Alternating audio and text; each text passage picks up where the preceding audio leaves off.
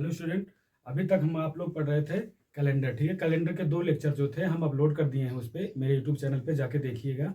ठीक है, तो इससे पहले हम बता रहे थे कि लीप वर्ष क्या होता है, शताब्दी वर्ष क्या होते हैं, सामान्य वर्ष क्या होते हैं, लीप शताब्दी वर्ष क्या होते हैं, इस सब के बारे में जानकारी हम बताए थे और काफ़ी सारे क्वेश्चन भी किए थे। और आप लोग नहीं देखे तो जाकर उस वीडियो को देखिएगा। ठीक है, आज से हम चालू करने वाले हैं ऑड डे। ठीक है, ऑड डे क्या होता है ये चीज़ हम आज चालू करने वाले हैं। ठीक है, ऑड डे क्या होते हैं, तो कैलेंडर का ये पार्ट 3 है। आज 2 वीडियो हम अपलोड कर चुके हैं पहले से, उसको देखिएगा। ठीक है, तो इसमें आज पढ़ाने वाले हैं ऑड डे। इसको हिंदी में कहते हैं विषम दिन। ठीक है, विषम दिन कोई भी जैसे दिन दिया गया हो, हम उसमें विषम दिन कैसे ज्ञान करेंगे। ठीक है, ये चीज़ आज हम बताने तो दिनों की संख्या में 7 से भाग करने पर जो शेषफल प्राप्त होता है उसको क्या कहते हैं, विषम दिन। ठीक है, जैसे कोई भी दिन है, जैसे ये दिया गया है 40 दिया गया है। ठीक है, 40 दिन दिया गया है। अगर इसमें 40 दिन में पूछा जाए कितने विषम दिन हैं, तब कैसे क्या करेंगे, पहली बात तो इसको भाग करेंगे 7 से भाग करेंगे तो 7 पचे 35 हो जाएगा। ठीक है, शेषफल कितना आएगा, रिमाइंडर कितना आएगा, 5 आएगा। तो इसमें हम क्या कहेंगे कि इसका जो विषम दिन है 5 है। ठीक है, तो यही ऐसे निकाला जाता है कि विषम दिन क्या होते हैं, विषम दिन इसी तरह निकाला जाता है। ठीक है, उसके बाद देखिए ये चीज बता दिए। अब उसके बाद एक साल में होते हैं 12 महीने। 12 महीनों के अलग अलग महीनों में कितने विषम दिन होते हैं, ये चीज कैसे ज्ञान करते हैं, आइए देखते हैं। ठीक है, जैसे ये देखिए, जनवरी में 31 दिन होते हैं, फरवरी में 28 दिन, 29 दिन दोनों होते हैं। ठीक है, मार्च में 31 दिन होते हैं, 30 दिन। ऐसे जिस माह में जितने दिन हैं उसको हम यहाँ पे लिखे हैं, और इसका हम विषम दिन निकाल के आपको बताएं कैसे विषम दिन निकाला जाएगा। ठीक है, जैसे इसमें 31 दिन है। ठीक है, 31 को 7 से भाग कर दिया जाए। ठीक है, तो 7 चौको 28 हो जाएगा। 28 कितना 31, 28 3 31। ठीक है, 28 3 31, तो रिमाइंडर कितना है आया, 3 आया। तो हम ये कह देंगे कि इसमें जो होगा विषम दिनों की संख्या 3 है। ठीक है, मतलब ऑड डे कितने हैं जनवरी में, 3। ठीक है, और उसके बाद फरवरी में आते हैं। फरवरी में 28 और 29 दिन दोनों होते हैं। 29 कब होते हैं, जब लीप वर्ष आ जाता है, तब फरवरी में 29 दिन हो जाते हैं। ठीक है, तो 28 में पहले 7 से भाग करेंगे, 28 में 7 चौको 28, तो उसमें रिमाइंडर शेषफल कितना आया, 0 आया। तो इसमें ऑड डे हो जाएगा 0। मतलब जब 28 को हम लेंगे, फरवरी में अगर 28 दिन होंगे तब हम कहेंगे ऑड डे 0 है। लेकिन जब फरवरी में 29 दिन लेंगे तब कहेंगे हम ऑड डे 1 है, क्योंकि 7 चौको 28। ठीक है, 7 चौको 28 और उसके बाद 1 29। ठीक है, तो ऑड डे कितने हो जाएगा, 0 और 1। ठीक है, और मार्च में देखते हैं, मार्च में 31 दिन है। मार्च में टोटल कितने दिन होते हैं, 31 दिन होते हैं। तब जब यहां हम 31 दिन थे तब ऑड डे कितने निकाले थे, 3 निकाले थे, तो 3 हो जाएगा। अब ये अप्रैल में 30 दिन है।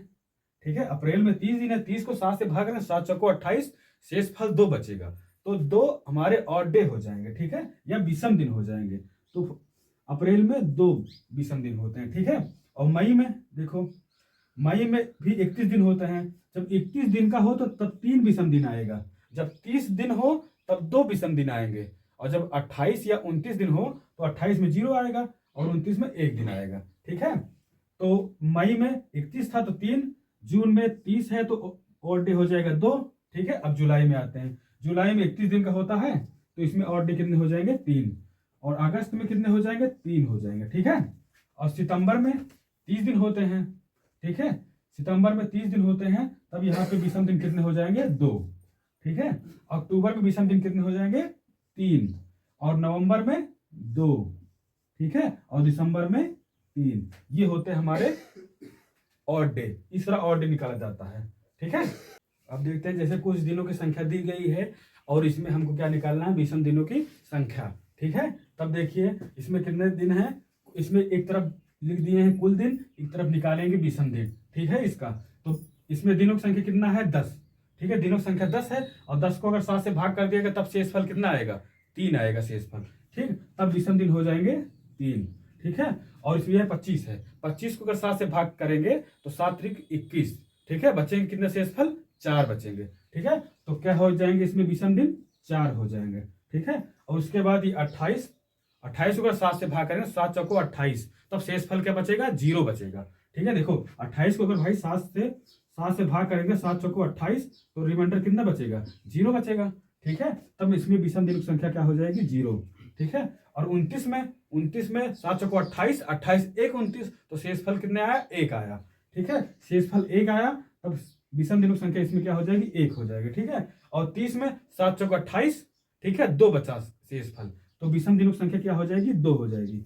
और इसमें 31 दिन है, इस वाले में 31 दिन है। ठीक है, तो अब अगर उसको 31 को 7 से भाग करेंगे तो क्या हो जाएगा, 7 चौका 28, 28 3 31, तब क्या हो जाएगा, 3 विषम दिन हो जाएंगे। ठीक है, अब ये सब तो हम भाग करके फाइंड कर लिए। ठीक है, अब अगर बीक में पूछा जाए कि इतने बीक में कितने विषम दिन होंगे, ठीक है, जैसे में 50 बीक दिया गया है, ठीक है, 50 बीक दिया गया है, तब उसमें विषम दिन संख्या क्या होगा। तो जैसे बीक पूछा जाए तो तुरंत समझ लो कि अगर बीक में दिया गया है तो उसका हमेशा जो ऑड डे होगा या विषम दिन होगा वो हमेशा 0 आ जाएगा। ठीक है, क्योंकि भाई एक वीक में कितने दिन होते हैं, एक वीक में होते हैं 7 दिन। ठीक है, तो 50 वीक में सबसे भाग कर दिया जाएगा। ठीक है, और 50 वीक का मतलब हुआ 0। जब वीक पूछे तो हमेशा जो होगा विषम दिनों की संख्या वो हो जाएगी 0। ठीक है, अब 365 दिन दिया गया है, अब 365 एक साल में होते 365 दिन। ठीक है, अगर 365 पूछा जाए तब विषम दिनों की संख्या कैसे निकालेंगे, तब उसको 7 से भाग करेंगे। ठीक है, तो 365 को 7 से भाग कर दिया जाए। ठीक है, 7 से भाग किया जाए, 7 पचे 35। ठीक है, 1 आ जाएगा, फिर 15 आ जाएगा। ठीक है, तो 7 दूना 14। ठीक है, शेषफल कितना आया, 1 आया, 1 शेष बचा ना, तब विषम दिनों की संख्या क्या हो जाएगा, 1 हो जाएगी।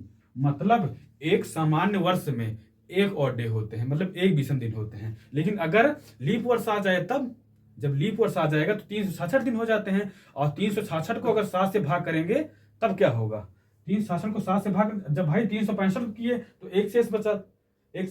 ठीक है, अगर 366 दिन हो गए तब शेष कितने बचेंगे, 2 बचेंगे। ठीक है, तब उसमें विषम दिनों की संख्या क्या हो जाएगी, 2। अगर ये 2 ना समझ में आया हो तब आप भाग करके देख लीजिएगा। ठीक है, 365 जगह 366 कर दीजिएगा। ठीक है, और यहाँ पे हो जाएगा, अरे देखो 15 हो गया। ठीक है, तो 7 दूना 14, क्या कहते हैं, 6 में से 5 घटाएंगे। ठीक है, तो यहाँ पे हो जाएगा, शेष बचेगा 2। ठीक है, इतना जान लो कि 2 बचेगा शेषफल। ठीक है, शेषफल अगर 2 बचेगा तो विषम दिनों संख्या क्या हो जाएगी, 2। ठीक है,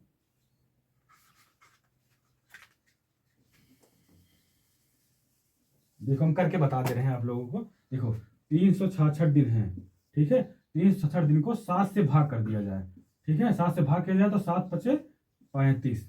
ठीक है, तो 1 आया, घटाए तो 6 में से 5 गए 1, उसके बाद 6 उतार लिए। ठीक है, तो 7 दूना 14।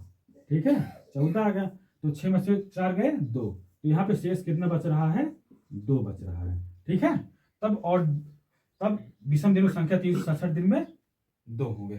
ठीक है, आइए 2 क्वेश्चन करते हैं। ठीक है, 2 क्वेश्चन कौन कौन से हैं, क्वेश्चन नंबर 1 और क्वेश्चन नंबर 2। ठीक है, तो क्वेश्चन नंबर 1 क्या है, 400 वर्ष में 29 फरवरी कुल कितनी बार आती है। ठीक है, तब हम ये चीज सबसे पहले ये जाने 29 फरवरी होती क्या है। जो वर्ष में फरवरी 29 दिन का होता है उसे लीप वर्ष कहते हैं, मतलब जितनी बार लीप वर्ष आएगा उतनी ही बार 29 फरवरी आएगी।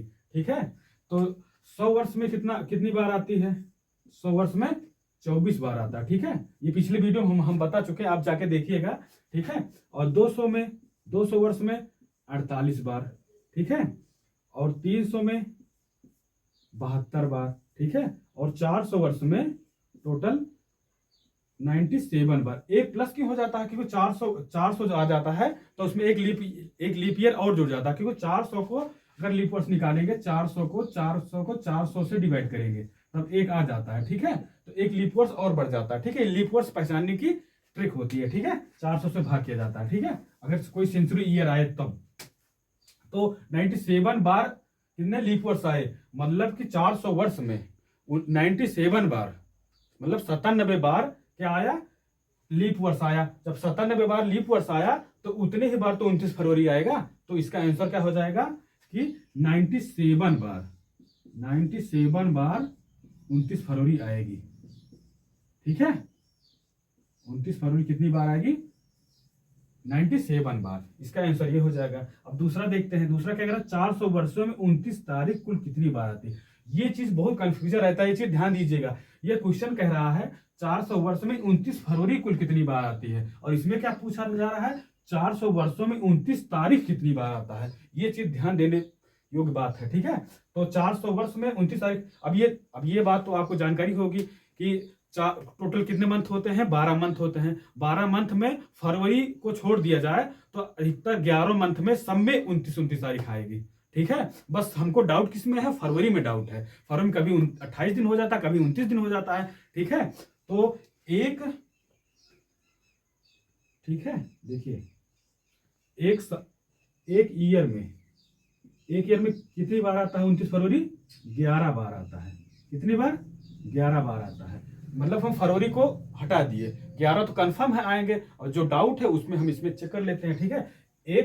एक वर्ष में, एक ईयर में 11 बार आता है, तो 400 वर्ष में कितनी बार आएगा, 400 वर्ष में कितनी बार आएगा, मतलब 400 गुणे 11, ठीक है। 11 तो 11 चौको 44, ठीक है। उसके बाद डबल जीरो बढ़ा देते हैं, ठीक है। मतलब 4400 बार, 29 बार तो कंफर्म है, ठीक है। लेकिन हम ये चीज ऊपर पढ़े कि 400 ईयर्स में 29 फरवरी भी कितनी बार आती है, 97 बार आती है। तो ये 4400 बार तो आया ही, बाकी ये 97 बार तो फरवरी में भी आ जाता है ना, तो 97 इसमें जोड़ देते हैं, ठीक है। 97 जोड़ दिए तो कितना आ जाएगा, 4497। तो इसका आंसर ये हो जाएगा। तो यही ध्यान देने योग्य बात है कि अगर, ठीक है, 400 वर्ष में 400 मल्टीप्लाई 11, ठीक है, तो मतलब 4400 बार आया। क्या कंफर्म है कि 29 तारीख आएगा इतनी बार, ठीक है। और उसमें 29 फरवरी 97 बार भी 400 वर्ष में 29 फरवरी में भी आती थी, तो इसमें हम ऐड कर देंगे क्या, 97 ऐड कर देंगे, ठीक है। तो क्या हो जाएगा, पूरा हो जाएंगे 4497 बार, ठीक है। तो यही इसमें डाउट रहता है कि 400 वर्ष में 29 फरवरी कितनी बार आती है। इसमें देखो, ये ध्यान देने योग्य बातें हैं, ये इसमें 29 फरवरी पूछा जाता है और इसमें 29 तारीख पूछा जाता है, ठीक है। तो अगर 29 फरवरी पूछा तब 97, अगर 29 तारीख पूछा जाए 400 वर्ष में तब कितना आ गया, 4497 बार, ठीक है। तो आंसर हमारा क्या हो जाएगा, ये 4497, ठीक है। अगर ना समझ में, वीडियो को पीछे कीजिएगा, आपको पूरा फिर से समझ में आ जाएगा, ठीक है। और अगर आप लोग हमारा वीडियो अगर पसंद आ रहा हो तो अपने दोस्तों के साथ शेयर भी करेंगे और लाइक भी करेंगे, पूरा वीडियो वॉच भी किया कीजिए, ठीक है। और हमारे चैनल का नाम है BM एजुकेशन हब, ठीक है। क्या नाम है, हम नाम एक बार फिर से लिख दे रहे हैं, BM एजुकेशन हब,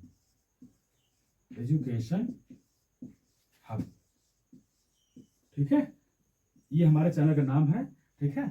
और आप इसे सब्सक्राइब भी करें और लाइक भी करें और वीडियो को देखें, क्योंकि आने वाली जितनी भी कंपटीशन की तैयारियां हैं उसके सारी वीडियो हम अपलोड करेंगे और जो आपके तैयारी में सहायक होगी, ठीक है। धन्यवाद।